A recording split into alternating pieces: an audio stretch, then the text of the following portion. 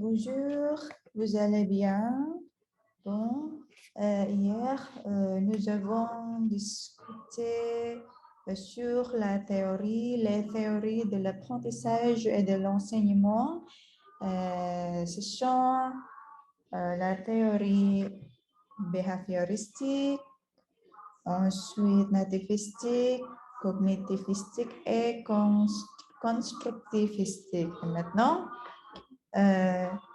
on discute sur le modèle de l'apprentissage. Kemarin kita membahas teorinya, sekarang kita akan membahas model pembelajarannya. Ada apa saja? Yang pertama yang akan dibahas pada hari ini adalah mengenai pendekatan komunikatif dan kooperatif. Baik, dari definisi yang tertera di layar kalian dan juga bahan ajar, pendekatan komunikatif adalah sistem pembelajaran yang menekankan pada aspek komunikasi, interaksi, dan mengembangkan kompetensi kebahasaan serta keterampilan berbahasa. Ini sudah kita paham betul ya, ada apa saja keterampilan berbahasa. Contohnya menyimak, membaca, menulis, berbicara. Kalau dalam bahasa Prancis kan ada menyimak ini untuk CO, compréhension orale, membaca yaitu compréhension écrite, menulis yaitu production écrite, dan berbicara yaitu production orale. Keempat, keterampilan berbahasa itu sudah atau kita akan selalu kita temukan ketika mempelajari bahasa Prancis atau bahasa lainnya, namun dengan istilah yang berbeda. Tentunya sebagai tujuan pembelajaran bahasa dan mengakui bahwa ada kaitannya dengan kegiatan komunikasi dalam kehidupan sehari-hari. Jadi berdasarkan definisinya, pendekatan komunikatif ini ya memang berhubungan dengan aspek komunikasi, adanya interaksi ya, selama kegiatan belajar mengajar dilakukan. Ciri-ciri komunikatif sendiri, yang pertama ada mengutamakan makna sebenarnya daripada tata gramatikalnya. Adanya kegiatan komunikasi fungsional dan interaksi sosial yang saling berkaitan. Pembelajaran berorientasi pada pemerolehan kompetensi komunikatif, bukan ketepatan gramatikal. Pembelajaran diarahkan pada modifikasi dan peningkatan murid dalam menemukan kaidah bahasa lewat kegiatan berbahasa, dan materi pembelajaran berangkat dari analisis kebutuhan berbahasa pembelajaran.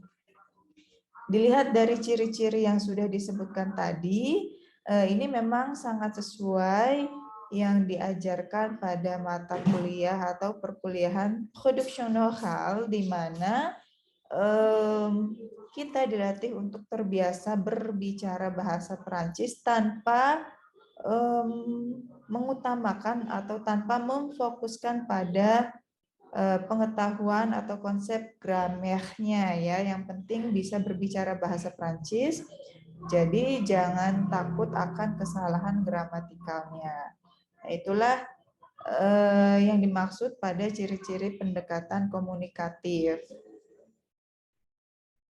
Manfaat dan kekurangan pendekatan komunikatif. Pada manfaatnya, siswa termotivasi untuk mengembangkan keterampilan berbahasanya. Siswa akan lebih mudah untuk berkomunikasi dan berinteraksi. Siswa tidak hanya memiliki pengetahuan tentang kebahasaan, tetapi juga kompetensi untuk menerapkannya dalam kehidupan sehari-hari. Ya, memang ketika siswa ini sudah terbiasa berbicara bahasa Prancis, tentunya tidak akan mengalami shock terapi ketika disuruh bicara dengan bahasa Prancis pada saat perkuliahan, lalu ketika sewaktu-waktu bertemu dengan bule atau locuteur natif, siswa juga tidak akan kesulitan untuk mengobrol dalam bahasa Prancis. Nah, ini kan manfaat dari pendekatan komunikatif.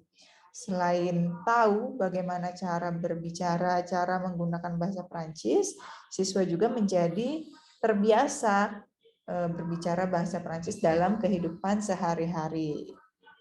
Kekurangannya, guru harus menciptakan suasana belajar yang mampu membuat siswa untuk aktif dan interaktif.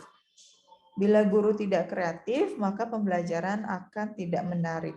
Bila siswa tidak memiliki pengetahuan interaksi dan komunikasi yang cukup baik atau cenderung pasif, maka siswa akan kesulitan dalam melaksanakan pembelajaran. Dari kekurangan pendekatan komunikatif yang ada di sana, sudah tentu memang selain untuk pendekatan komunikatif, pada teori belajar, model pembelajaran, pendekatan pembelajaran, dan strategi pembelajaran yang lain, tentu saja guru harus kreatif, karena kalau tidak kreatif, pembelajaran akan monoton dan menjadi membuat bosan ya bagi siswa-siswa. Jadi memang kekurangannya supaya terjadi keinteraktifan, terjadi interaksi yang kreatif antara siswa dan guru, ya guru harus terlebih dahulu berkarakter kreatif. Tentunya bukan hanya mengajar, memberikan materi, lalu memberikan pertanyaan untuk tahu apakah siswa paham atau tidak. Selain itu juga harus diberikan latihan-latihan yang berkaitan dengan materi yang diberikan. Contohnya seperti yang kita lakukan setiap hari ya.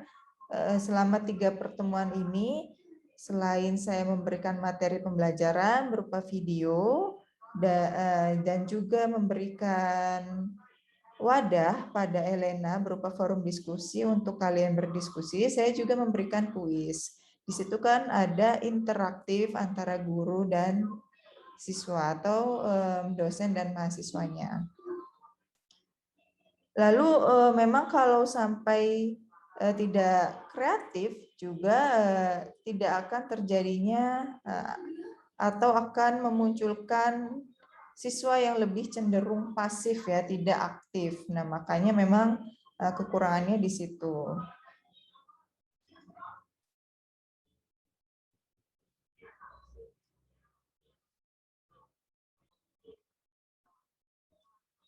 Selain guru, sebenarnya siswa juga harus kreatif, harus mau atau berani dalam berinteraksi. Jadi percuma saja kalau dosennya, pengajarnya terus memberikan motivasi, memberikan materi yang interaktif, tetapi siswanya cenderung pasif kan itu, maka tidak akan terjadi interaksi juga. Jadi harus ada feedback ya, harus win-win solution. Jadi kedua pihak harus sama-sama komunikatif karena memang yang dibahas, yang digunakan adalah pendekatan komunikatif. Langkah-langkah pembelajaran dengan pendekatan komunikatif ada 3. Sama seperti langkah-langkah pembelajaran pada umumnya, pasti akan ada tahap persiapan, pelaksanaan, dan evaluasi. Pada persiapan dikatakan guru perlu merumuskan tujuan pembelajaran dan menyiapkan berbagai strategi yang berhubungan dengan pokok bahasan yang diajarkan. Kalau saya karena kita tidak berkesempatan untuk bertemu tatap muka secara daring selama 13 pertemuan ke depan, persiapan yang saya lakukan sebelum membuat video pembelajaran adalah membaca materi yang akan saya buat penjelasannya melalui video pembelajaran. Tentu ya, jadi untuk membaca ini bukan hanya siswa, guru juga perlu membaca, guru juga, pengajar juga perlu mengenal ya, mengetahui, memahami materi yang akan diajarkan supaya tidak asbun ya, asal bunyi. Lalu yang kedua ada tahap pelaksanaan. Guru menyajikan materi pelajaran dengan memanfaatkan pendekatan komunikatif sehingga menarik perhatian siswa dalam proses belajar mengajar, sehingga pembelajaran berlangsung efektif dan efisien. Nah, karena tadi saya sudah membaca, memahami apa yang akan saya ajarkan, lalu pelaksanaannya adalah membuat video pembelajaran. Nah, ini termasuk juga menggunakan pendekatan komunikatif karena saya menjelaskan secara komunikatif dengan menggunakan kebahasaan yang baik pada video pembelajaran. Dan tentunya untuk menarik perhatian siswa supaya mau belajar, supaya dapat memahami apa yang saya sampaikan atau penjelasan pada materi yang akan dibahas pada pertemuan hari ini. Tentunya ini dianggap efektif dan efisien ya untuk menghindari hanya pemberian tugas saja tanpa adanya penjelasan. Kan rata-rata seperti itu ya pengajar pada umumnya kalau ada kesibukan lain sehingga tidak dapat mengajar, pengajar biasanya itu hanya memberikan tugas. Nah, saya memilih pendekatan lain dengan menggunakan video pembelajaran terlebih dahulu supaya proses belajar mengajarnya juga tetap terjadi meskipun tidak secara langsung. Yang ketiga adalah tahap evaluasi. Ini akan selalu ada ya, karena kalau tanpa tahap evaluasi pengajar tidak akan tahu apakah siswanya paham atau tidak. Guru mengadakan evaluasi materi pelajaran. Sudah tentu evaluasi yang saya lakukan adalah berupa kuis harian. Berikutnya adalah implementasi pendekatan komunikatif. Implementasi ini realisasinya ya, seperti apa sih penerapannya pendekatan komunikatif ini. Bila kalian baca, seharusnya kalian sudah membaca ya sebelum saya menerangkan ini. Dikhususkan pada pendekatan komunikatif ini dikaitkan dengan kebahasaan, misalnya konteks dan tema digunakan untuk mengembangkan perbendaharaan kata siswa. Ini akan selalu kita kaitkan dengan pembelajaran bahasa Perancis ya. Jadi sebelum siswa dapat berbicara bahasa Perancis, minimal kata-kata ya, walaupun belum dapat membentuk satu kalimat, itu kan pengajar akan selalu memberikan tema terlebih dahulu. Misalkan tema tentang saluer, comment les étudiants peuvent saluer à quelqu'un, bagaimana siswa dapat menyapa dalam bahasa Prancis kepada orang lain. Itu kan temanya. Lalu berikutnya siswa akan mempelajari ada perbendaharaan apa saja yang menyangkut sapaan. Sehingga mahasiswa mengetahui perbendaharaan tersebut dan terbiasa mengucapkan, kemudian hafal ya karena terbiasa. Lalu berikutnya bahasa sebagai alat komunikasi digunakan untuk bermacam-macam fungsi sesuai dengan apa yang disampaikan oleh penutur. Misalnya untuk menyatakan informasi aktual, menyatakan sikap intelektual, sikap emosional, sikap moral, perintah. Nah, ini kesemuanya ada dalam pembelajaran bahasa Perancis ya. Melaporkan, menanyakan, mengoreksi, dan mengidentifikasi. Contohnya kalau menanyakan, quel est votre numéro de téléphone? Qu'est-ce que vous faites? Comment allez-vous? Itu kan menanyakan, mengidentifikasi, menanyakan identitas orang juga bisa. Comment vous vous appelez atau vous vous appelez comment?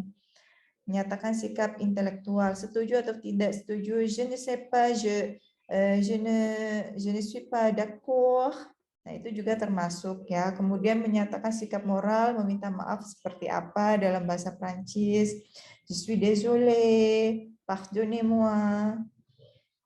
Menyatakan perintah ini terkait dengan imperatif ya. Mudah-mudahan kalian sudah sampai kepada pembahasan itu. Menyatakan perintah dalam bahasa Prancis itu seperti apa. Misalkan c'est interdit de fumer, dilarang merokok, itu juga termasuk. Berikutnya, pembelajaran menekankan pada pengembangan kompetensi bahasanya, bukan pada pengetahuan bahasanya saja. Jadi, kalau pengetahuan bahasa ini kan terkait dengan kayak gramatikal, struktur bahasa, tata bahasa, atau juga linguistik. Seperti apa sih bentukan penggunaan bahasa Prancis dilihat dari kata, frasa, kalimatnya. Nah, itu kan pengetahuan bahasa. Tetapi pada pendekatan komunikatif yang ditekankan adalah pengembangan kompetensi bahasanya. Artinya, yaitu tadi sesuai dengan definisi pendekatan komunikatif ini, jadi siswa itu harus dapat terbiasa, kalau dikaitkan dengan pembelajaran bahasa Prancis, dapat terbiasa berbicara bahasa Prancis. Jadi tidak lagi sulit untuk berkata-kata dalam bahasa Prancis ya, untuk pengembangan kompetensi bahasanya. Lalu berikutnya, hal-hal yang harus diperhatikan guru pada pendekatan komunikatif ini memang adalah tujuan pembelajaran di kelas, teknik pembelajarannya, kelancaran dan ketepatan berbahasa, dan siswa pada akhirnya harus menggunakan bahasa baik secara produktif maupun reseptif.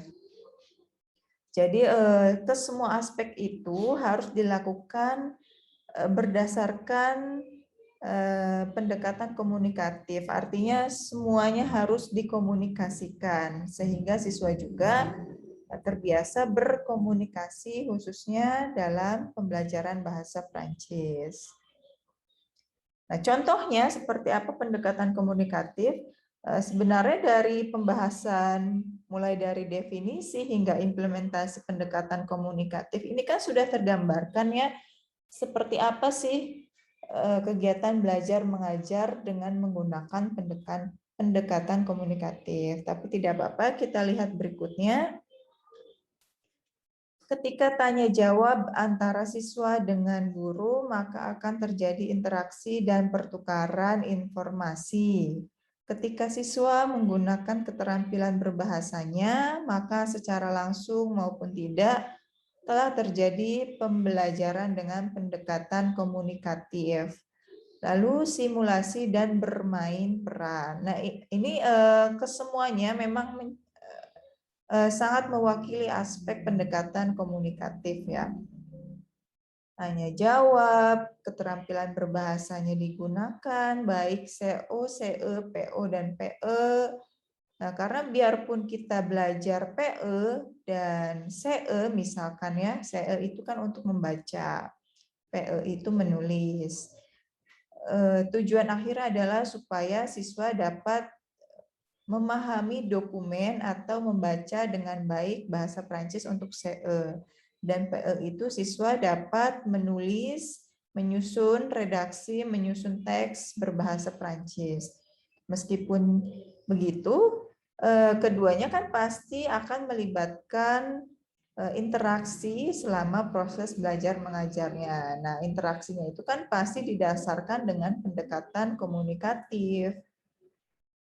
Pasti akan ada tanya jawab, lalu akan ada diskusi. Nah, itu pasti akan ada unsur-unsur pendekatan komunikatifnya. Meskipun yang dipelajari adalah mata kuliah membaca dan menulis. Apalagi simulasi dan bermain peran ya, bermain peran jeu de rôle ini kan sudah sangat identik sekali dengan komunikasi ya. Nah, itulah tadi mengenai pendekatan komunikatif. Pada intinya pendekatan komunikatif itu yang ditekankan adalah interaksinya, kompetensi peserta didiknya, siswanya dalam mengembangkan kemampuan bahasanya ya, bukan pengetahuan bahasanya, apalagi dilihat dari segi gramatikalnya, supaya siswa itu dapat berkomunikasi dengan lancar, baik dalam lingkungan formal maupun informal seperti kehidupan sehari-hari. Nah, itulah pembelajaran dengan menggunakan pendekatan komunikatif. Lalu pendekatan yang kedua adalah kooperatif. Dengan definisinya yang tertera di layar kalian adalah pendekatan pembelajaran yang berfokus pada penggunaan kelompok kecil siswa untuk bekerja sama dalam memaksimalkan kondisi belajar untuk mencapai tujuan pembelajaran. Konsepnya, melalui pembelajaran kooperatif ini diharapkan terjadi atau terciptanya interaksi yang asah-asih asuh sehingga tercipta masyarakat belajar. Artinya siswa tidak hanya terpaku belajar pada guru, tetapi dengan sesama siswa juga. Maka pembelajaran kooperatif ini adalah pembelajaran yang secara sadar dan sengaja mengembangkan interaksi yang silih asuh untuk menghindari ketersinggungan dan kesalahpahaman yang dapat menimbulkan permusuhan sebagai latihan hidup di masyarakat. Contoh kecilnya dari kooperatif ini ya, akan pasti terjadi ketika dosen menerangkan materi, lalu beberapa mahasiswa tidak paham, nah pasti siswa itu akan bertanya kepada temannya. Nah itu termasuk kepada pembelajaran kooperatif, karena memang bagi sebagian mahasiswa atau siswa, penjelasan dari temannya itu lebih mudah dipahami daripada dosennya. Nah, itulah yang dimaksud dengan kooperatif ya, contoh kecilnya. Selain itu juga contoh besarnya yang sering dilakukan adalah dosen mengelompokkan siswa ke dalam beberapa kelompok. Lalu terjadilah interaksi antar siswa tersebut dalam satu kelompok untuk mengerjakan tugas yang diberikan oleh pengajarnya. Nah, itulah termasuk ke dalam contoh pembelajaran kooperatif juga ya. Karena dari tugas kelompok tersebut siswa akan menghadapi atau beradaptasi dengan sesama temannya, siswa akan mengetahui bagaimana karakter temannya sehingga dapat meredam keegoisannya, dapat meredam pribadinya yang dulunya lebih mementingkan kepentingan pribadi daripada kepentingan publik. Jadi saling beradaptasi, saling paham untuk menghindari ketersinggungan, untuk menghindari konflik dalam kelompok tersebut ya, sehingga materi tugas yang diberikan dapat cepat diselesaikan dengan baik. Karena tentu dalam tugas kelompok itu kan ada yang tidak mau bekerja, ada yang lebih dominan, ada yang biasa-biasa saja. Nah, dari situ antar siswa tersebut biasanya akan berdiskusi hingga mencapai mufakat berdasarkan hasil diskusi tersebut untuk mengetahui siapa saja yang dapat bagian apa sehingga tugasnya dapat cepat selesai. Itu tujuan inti dari pembelajaran kooperatif, bekerja secara kooperatif, bekerja sama ya. Ciri-cirinya seperti yang diungkapkan oleh Lai pada tahun 2004. Adapun elemen-elemennya yaitu yang pertama saling ketergantungan positif. Nah, positif ini kan berarti maksudnya adalah dari tugas kelompok tersebut karena siapa dapat bagian apa, misalkan A dapat bagian A, B dapat bagian, siswa B dapat bagian B. Jadi saling menunggu ya, saling menunggu, saling support, saling memberikan masukan supaya tugasnya cepat selesai. Ini yang dimaksud dengan saling ketergantungan positif. Lalu interaksi tatap muka. Dulu sebelum adanya pandemi, tugas kelompok itu kan pasti akan dikerjakan di luar lingkungan sekolah ya.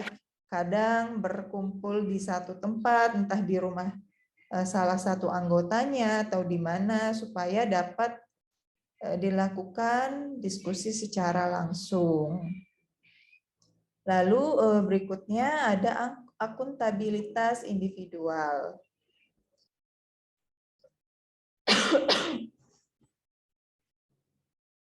Pembelajaran kooperatif menampilkan wujudnya dalam belajar kelompok. Penilaian ditunjukkan dengan mengetahui penugasan siswa terhadap pelajaran secara individual.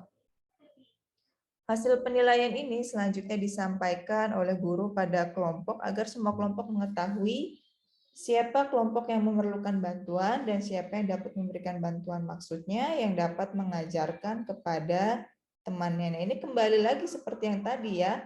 Kalau memang ada bagi sebagian siswa yang lebih mudah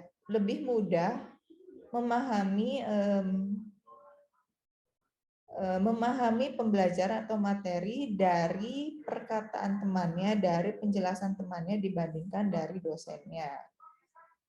Maksud dari akuntabilitas individual ini adalah meskipun secara berkelompok, tetapi karena masing-masing anggota kelompok mendapatkan bagiannya, maka akan tetap ada peran individualnya di mana masing-masing anggota tersebut mengerjakan dengan baik tugasnya supaya menghasilkan kompilasi tugas yang sempurna ya antar anggota dalam satu kelompok tersebut. Jadi mau tidak mau ya memang diharuskan masing-masing anggota tersebut mengerjakan dengan baik. Nah, itulah yang dimaksud dengan akuntabilitas individual. Jadi karena ini tugas kelompok, jangan asal yang penting selesai, tidak boleh ya.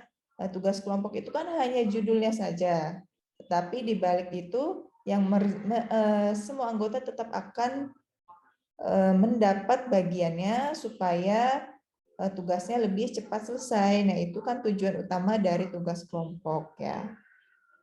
Jadi jangan asal mengerjakan, yang penting cepat selesai, itu tidak boleh seperti itu. Berikutnya adalah keterampilan menjalin hubungan antar pribadi ya. Tentu karena kalau tidak dapat menjalin hubungan maka tidak akan terjadi interaksi. Apalagi kalau dalam tugas kelompok misalkan semua membernya, semua anggotanya itu lebih individualis, tidak suka bekerja sama, maka tidak akan terciptanya diskusi antar anggota kelompok, sesama anggota kelompok. Nah, kalau tidak tercipta diskusi, maka nanti tidak akan ada pembagian tugas ya, karena masing-masing anggota merasa dirinya mampu untuk mengerjakan itu sendiri. Makanya kenapa kenapa dikatakan pada pembelajaran kooperatif harus juga memiliki keterampilan menjalin hubungan antar pribadi supaya adanya interaksi ya, timbal balik. Begitu juga selain tugas kelompok tadi, timbal balik yang dimaksud di sini juga harus terjadi pada siswa dengan guru. Guru bertanya, kalau siswanya tidak ada yang menjawab kan sama saja bohong. Jadi seharusnya ada timbal balik. Ketika guru bertanya, guru menjawab. Atau sebaliknya ketika siswa ada yang tidak paham, meskipun gurunya belum memberikan kesempatan, tidak apa-apa mengajukan pertanyaan ya. Dari situ kan guru akan merasa puas ya bahwa memang siswa tersebut mencermati dengan seksama materi yang dibahas. Lalu berikutnya unsur-unsur model pembelajaran kooperatif. Ini ada positif interdependence, saling ketergantungan positif. Ini yang tadi ini ya. Ini 5 unsur, ada positif interdependence, saling ketergantungan positif, lalu personal responsibility, tanggung jawab perorangan. Ini masih dikaitkan dengan tugas kelompok yang tadi ya, supaya masing-masing anggota kelompok itu tidak individualis ya, supaya masing-masing anggota kelompok itu mengerjakan peranan tugasnya dengan baik. Lalu ada face-to-face promotive interaction, ada interaksi promotif.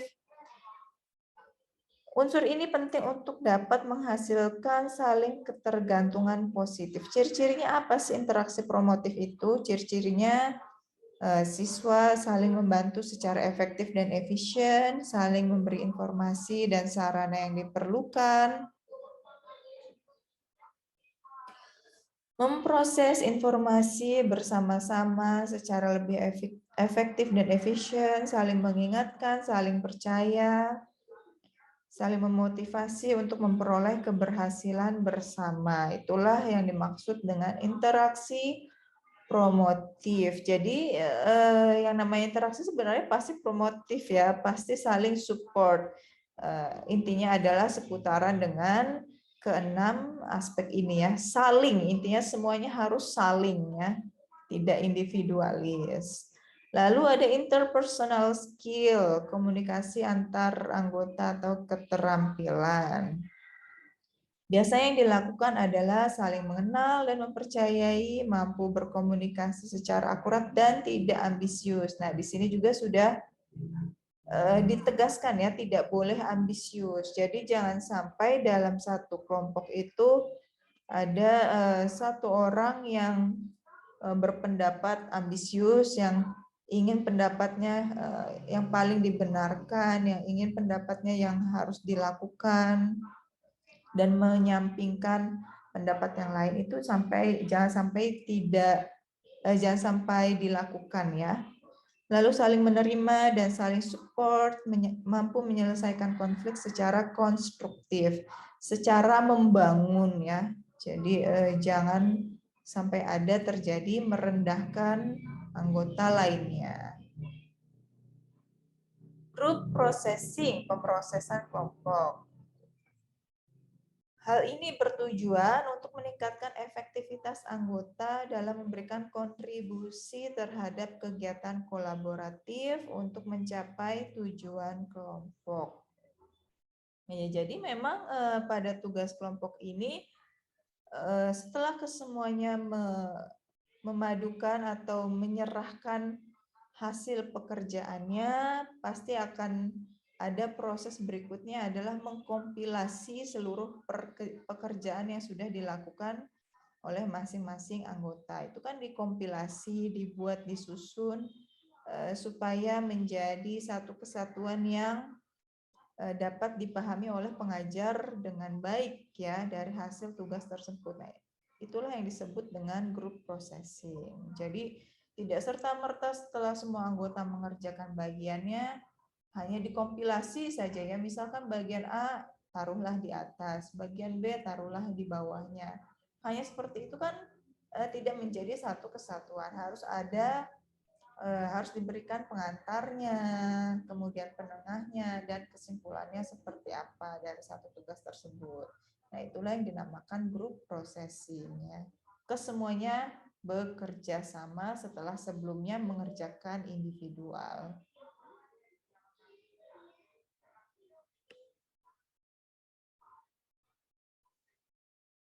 Adapun tujuan pembelajaran kooperatif ya, meskipun tadi sebenarnya sudah tampak tujuannya seperti apa pada definisi, tapi berikut adalah 3 tujuannya, yaitu meningkatkan hasil belajar akademik, penerimaan terhadap keragaman, pengembangan keterampilan sosial. Untuk penerimaan terhadap keragaman, pengembangan keterampilan sosial ini sudah terlihat ya, dilihat dari saling support, saling mendukung, meskipun dalam satu kelompok itu kan berbeda-beda prinsipnya. Ini kan sudah terjadi ya keragaman dan keterampilan sosialnya. Nah, untuk meningkatkan hasil belajar akademik, karena kenapa bisa terjadi sampai meningkat hasil akademiknya? Karena dari tugas kelompok itu kan terdiri dari bermacam pendapat, sehingga hasil tugasnya itu menjadi lebih kaya dibandingkan dengan tugas individual. Karena kalau tugas individual itu kan hanya satu sudut pandang. Kita tidak mempunyai pengetahuan dari sudut pandang lain. Makanya pada tugas kelompok ini menjadi lebih meningkat hasil belajarnya karena memang setiap tugas yang dikumpulkan itu isiannya sangat kaya ya, terdiri dari berbagai sudut pandang. sehingga akan menggugah pengajarnya untuk memberikan nilai lebih dibandingkan tugas individual.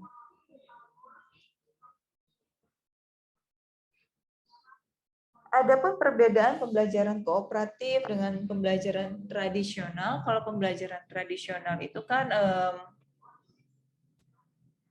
rata-rata yang diberikan adalah tugas individual. Kalau kooperatif itu kan tugas kelompok. Tapi kita lihat perbandingannya, perbedaannya seperti apa. Yang pertama adalah adanya saling ketergantungan positif, adanya akuntabilitas individual yang mengukur penguasaan materi pelajaran tiap anggota kelompok. Kelompok juga diberi umpan balik tentang hasil belajar. Nah, kalau kelompok belajar tradisional, guru sering membiarkan adanya siswa yang mendominasi pada satu kelompok. Ya memang dulu zaman, mungkin kalian juga pernah merasakan zaman SMP, SMA ya, akan selalu ada guru yang menentukan kelompoknya berdasarkan patokan siswa-siswa yang pintar ya. Jadi terkadang ada siswa yang pintar dimasukkan ke kelompok A, sisanya kelompok B gitu. Atau juga dari beberapa kelompok, masing-masing kelompok ditempatkan segolongan satu atau dua orang yang pintar, sehingga dari kelompok tersebut yang mendominasi ya anak yang pintar itu. Nah, itulah kelemahan dari kelompok belajar tradisional. Jadi kalau misalkan gurunya sudah menggantungkan kelompoknya pada anak yang pintar itu, yang terjadi kan jadinya anak pintar yang mendominasi, yang terjadi tetap individual ya, tidak adanya diskusi ya, karena memang rata-rata sebagian besar, tidak semuanya ya, yang pintar itu memang yang mendominasi. Jadi mendominasinya memang dalam hal positif ya, dengan kepintarannya memang anak itu pasti akan memberikan pengetahuannya kepada teman-temannya, tapi kan kerjanya jadi lebih capek ya. Kasihan juga kepada anak yang pintar itu ya, seharusnya terjadi diskusi tapi malah beban. Makanya kenapa kalau belajar kooperatif ini kan adanya keragaman. Jadi tidak akan ada dominasi dari satu orang yang paling pintar untuk setiap kelompoknya. Dan biasanya untuk kelompok belajar tradisional itu kan seperti yang sering kita lihat di sosmed itu kan ada yang suka mengupload postingan untuk tugas kelompok, yang A sedang kerja, yang B makan, yang C tidur, yang D malah nggak datang sama sekali. Nah itu kan yang biasa terjadi di kelompok belajar tradisional.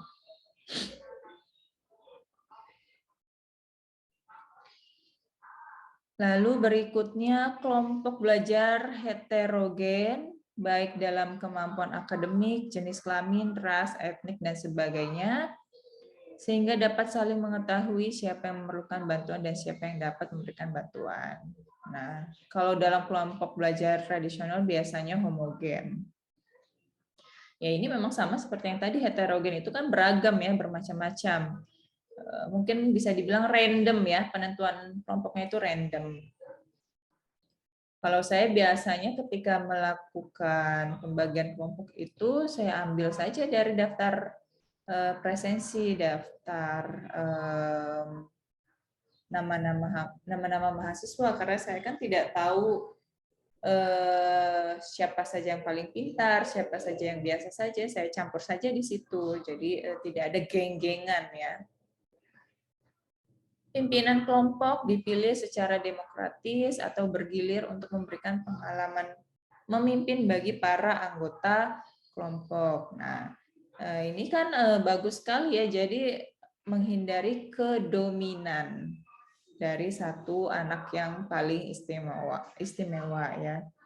Bisa juga dilakukan secara bergilir untuk pemilihan ketua kelompoknya. Itu semuanya ini akan diserahkan kepada kelompok itu sendiri bagaimana caranya supaya tugas kelompok dapat selesai dengan baik dan diperolehnya interaksi yang positif. Nah, kalau dalam kelompok belajar tradisional ini kan biasanya ketua kelompok ditentukan oleh guru. Ya lagi-lagi pasti dari siswa yang dominan.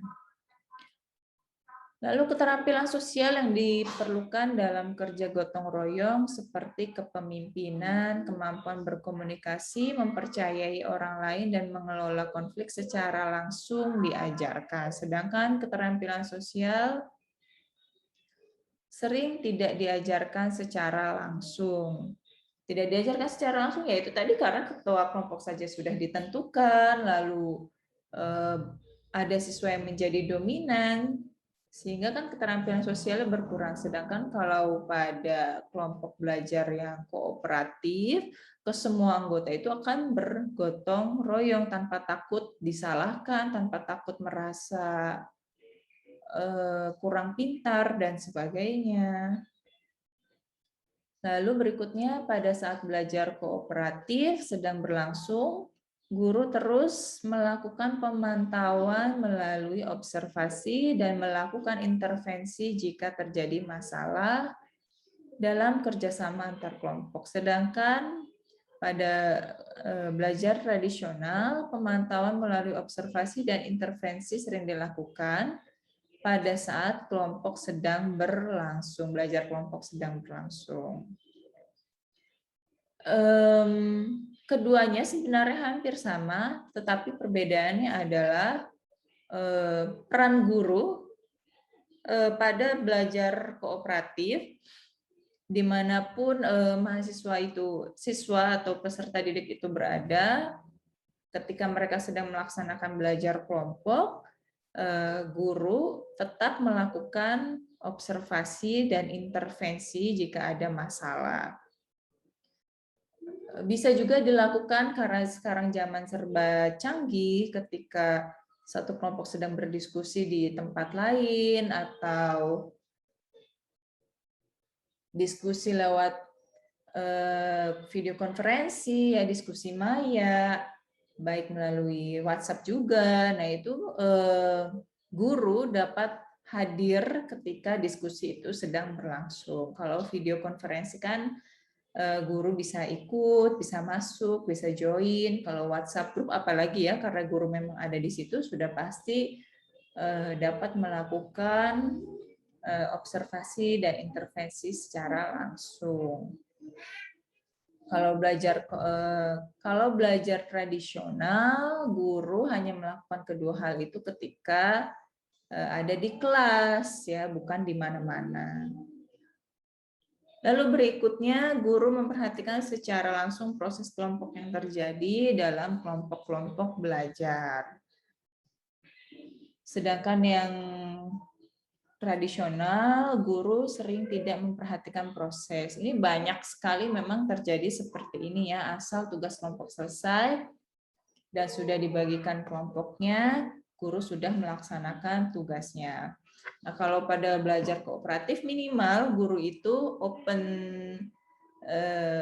open discussion ya. Jadi kapanpun mahasiswa yang berkelompok itu membutuhkan saran dan bantuan, bisa langsung melaporkannya ke guru. Sedangkan kalau yang tradisional, ini karena tradisional kan terjadi rata-rata sebelum pandemi.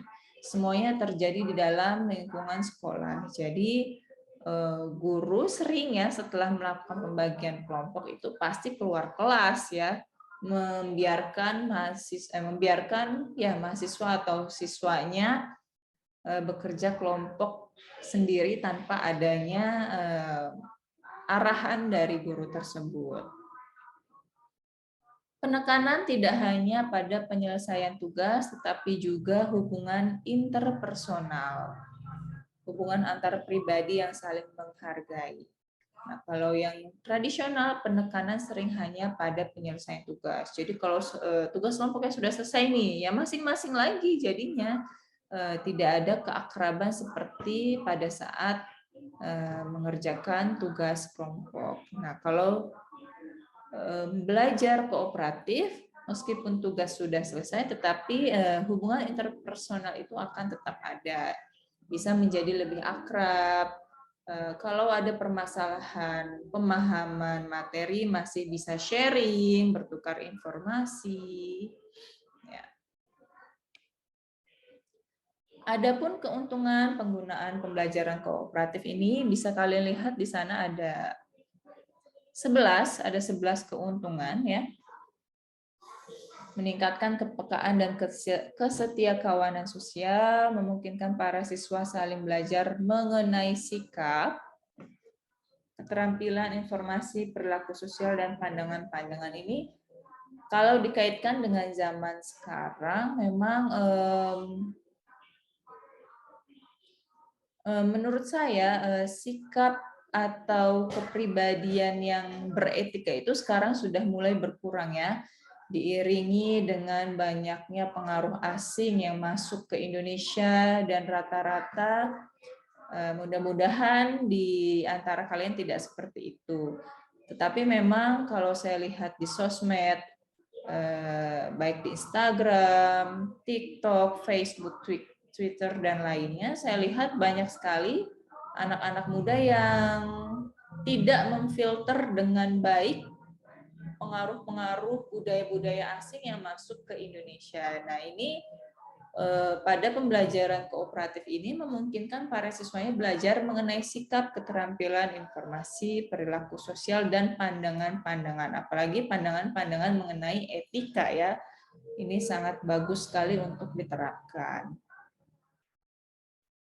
Contoh kecilnya adalah mungkin sebelum melaksanakan pembelajaran kooperatif yang biasanya mengerjakan tugas individual, tugas mandiri,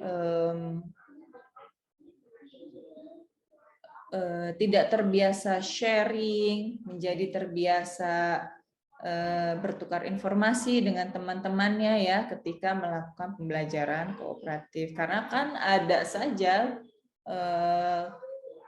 karakter orang yang lebih mempercayai kemampuannya sendiri dibandingkan kemampuan yang lain. Jadi susah sekali untuk bertukar pendapat.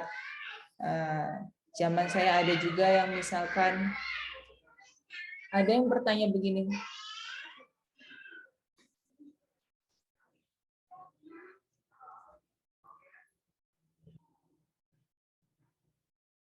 kamu udah selesai ngerjain tugas ini belum? Dibilangnya belum. Tahu-tahu begitu disuruh ngumpulin, udah selesai ngerjain. Nah itu kan selalu ada ya, mungkin di tempat kalian juga teman yang seperti itu. Nah kalau sudah melaksanakan pembelajaran kooperatif kan akan setidaknya belajar mengenai sikap dan pandangan-pandangan yang beretika seperti itu ya. Kemudian yang ketiga, memudahkan siswa melakukan penyesuaian sosial, memungkinkan terbentuk dan berkembangnya nilai-nilai sosial dan komitmen. Komitmen ini penting kalau sudah bekerja secara kelompok. Dari hasil pembagian tugasnya, jam sekian, hari ini harus sudah selesai. Nah, itu kan sudah masuk ke dalam komit ya. Jangan sampai melebihi deadline. Lalu berikutnya menghilangkan sifat mementingkan diri sendiri atau egois. Nah, ini yang saya maksud pada poin kedua tadi. Kemudian membangun persahabatan yang dapat berlanjut hingga masa dewasa. Siapa tahu dari hasil kerja kelompok ada yang menemukan chemistry lebih baik dibandingkan dengan sebelumnya sampai akhirnya menjadi sahabat ya. Lalu berbagi keterampilan sosial yang diperlukan untuk memelihara hubungan saling membutuhkan, dapat diajarkan dan dipraktikkan. Meningkatkan rasa saling percaya kepada sesama manusia, meningkatkan kemampuan memandang masalah dan situasi dari berbagai perspektif atau sudut pandang.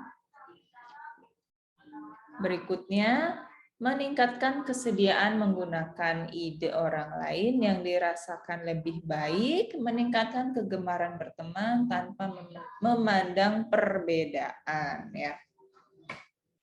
Semuanya saya rasa kalian paham lah ya arahnya ini kemana, karena memang kalau sudah kooperatif, sudah bekerja sama, berarti harus melebur ya. Tidak ada lagi keegoisan, tidak ada lagi yang merasa dirinya yang paling pintar, yang paling baik daripada anggota lainnya. Dan harus saling percaya, jangan sampai siswa A dapat bagian A, siswa B dapat bagian B, tetapi siswa B tidak percaya dengan bagian A yang dikerjakan oleh siswa A. Nah, itu tidak boleh ya. Semuanya harus saling percaya. Diserahkan secara berkelompok ya, bukan individualis. Sintak model pembelajaran kooperatif ini modelnya ini seperti ini kalau di dalam kelas ya. Fase 1 present goals and set, menjelaskan tujuan pembelajaran dan mempersiapkan peserta didik siap belajar. Fase 2 present information, mempresentasikan informasi kepada peserta didik secara verbal. Ini seperti yang dilakukan oleh pengajar pada umumnya. Ketika masuk kelas, guru pasti akan menanyakan kabar, apakah sudah siap untuk pembelajaran pertemuan hari itu ya. Lalu berikutnya akan menginformasikan ini loh materi yang akan diajarkan hari itu. Sama seperti yang saya lakukan di awal ya. Organize students into learning teams, kemudian membentuk atau mengarahkan siswa ke dalam beberapa kelompok ya, memberikan penjelasan kepada peserta didik tentang tata cara pembentukan tim belajar dan membantu kelompok melakukan transisi yang efisien. Transisi ini maksudnya adalah bagaimana sih dalam satu kelompok itu dapat bekerja sama dengan baik dan efisien, jangan sampai menghabiskan waktu karena perebutan bagian. Lalu assist teamwork and study, test on the materials. Nah, di sampingnya itu kan sudah ada penjelasannya, membantu tim belajar, menguji pengetahuan peserta didik mengenai materi kelompoknya. Selain itu juga membantu menguji pengetahuan siswanya ketika mempresentasikan hasil kerja kelompoknya. Yang terakhir ada provide recognition, mempersiapkan cara untuk mengakui usaha dan prestasi individu maupun kelompok. Ini kesemuanya yang dilakukan oleh guru ya. Kalian mahasiswa tetapi kalian juga akan mengajar di PPL nanti, PPL atau PLP kan. Nah, itu sebagai pengajar kalian juga harus mengetahui hal yang seperti ini. Kalau kalian menggunakan pembelajaran kooperatif. Teknik pembelajaran kooperatif ini harus kalian baca lebih cermat ya, sendiri di tempat kalian, karena ini ada banyak sekali teknik pembelajarannya, dan ini yang biasa dipakai oleh para peneliti skripsi, tesis, ya dosen-dosen juga ada yang memakai ini sebagai alat penelitian ya, metode penelitiannya. Ini ya, banyak sekali ada metode STAD, Student Achievement Divisions, metode jigsaw. Jigsaw ini kan yang paling sering digunakan. Ada metode G, Group Investigation, metode struktural.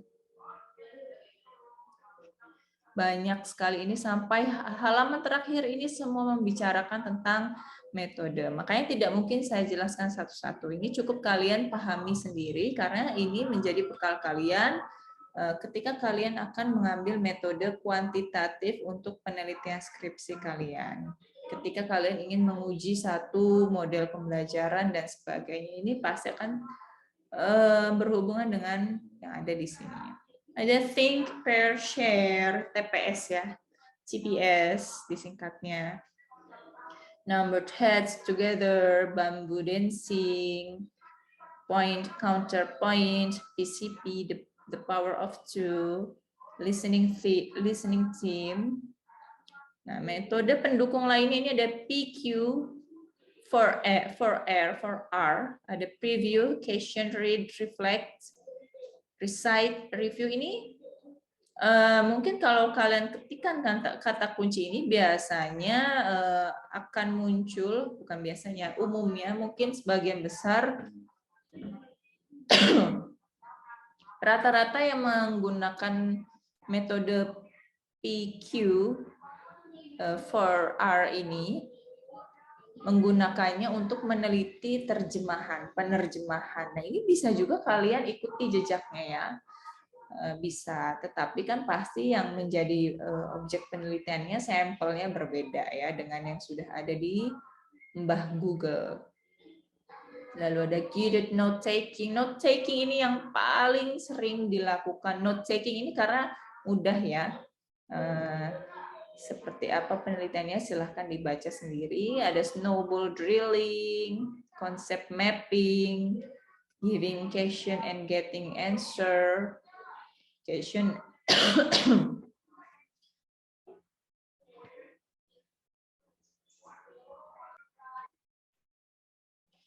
question student have,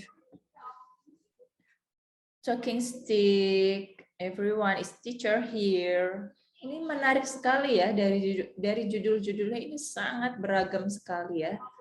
Tebak pelajaran. Nah, itu semua adalah metode-metode pembelajaran kooperatif. Tetapi tidak melulu hanya bisa diterapkan pada pembelajaran kooperatif. Pada pembelajaran individual juga bisa ya. Karena sekilas yang saya lihat dari jenis-jenis metode yang ada tadi di atas, pada intinya metode tersebut digunakan untuk membangkitkan interaksi baik individual maupun kelompok.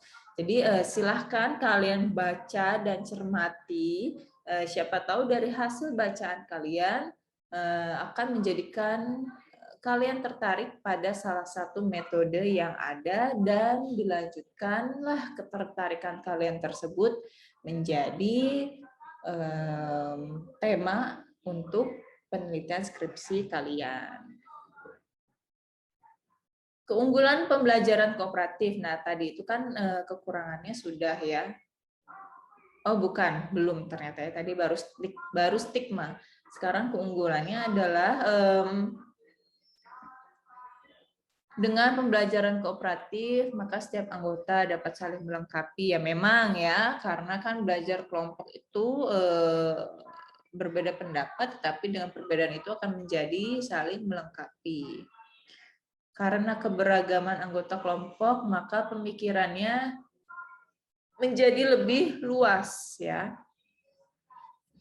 Pembelajaran kooperatif ini cocok untuk menyelesaikan masalah karena membutuhkan pemikiran bersama, yaitu tadi menggunakan musyawarah mufakat juga ya, ketika berdiskusi jangan sampai satu dan lain anggota merasa pendapatnya lebih baik.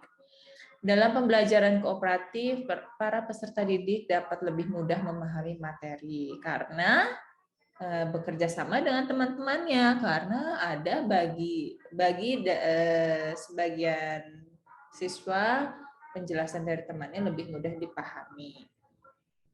Dalam pembelajaran kooperatif memupuk rasa pertemanan dan solidaritas. Siapa tahu dari kerja kelompok tersebut dapat chemistry yang lebih baik dan menjadi sahabat. Kelemahan pembelajarannya adalah tidak dapat bekerja sama dengan baik dan kompak ya. Maka jika tidak dapat bekerja sama dengan baik dan kompak, maka akan terjadi perselisihan. Terkadang ada anggota yang lebih mendominasi sehingga kelompok yang lain hanya diam dan pembagian tugas tidak merata. Dalam pembelajarannya memerlukan waktu yang cukup lama karena membutuhkan diskusi. Sebagian pengetahuan didapat dari teman dan yang menerangkan teman, maka terkadang agak sulit dimengerti sebab pengetahuan terbatas. Ya, itulah kelemahan dari pembelajaran kooperatif. Tapi kalau kita lihat daripada kelemahannya masih lebih banyak keunggulannya ya dari pembelajaran kooperatif ini. Pada intinya supaya pembelajaran baik individual maupun kelompok, baik antar guru dan siswa atau antar siswa dan siswa, antar siswa dan guru, kesemuanya membutuhkan interaksi sosial yang baik, harus beretika, harus dapat bersopan santun ya, jangan sampai memandang dirinya lebih baik daripada yang lainnya ya. Tidak melulu hanya pada pembelajaran kooperatif ya, pada keseharian juga harus istilahnya begini. Jadi jangan merasa dirinya yang paling spesial. Baik, seperti itulah pembelajaran mengenai kooperatif dan sebelumnya adalah komunikatif. Sebenarnya keduanya sama ya, semuanya berkaitan dengan interaksi sosial, tetapi ada perbedaan-perbedaannya tersendiri. Nah, donc c'est la fin de cours aujourd'hui. Merci et à la semaine prochaine.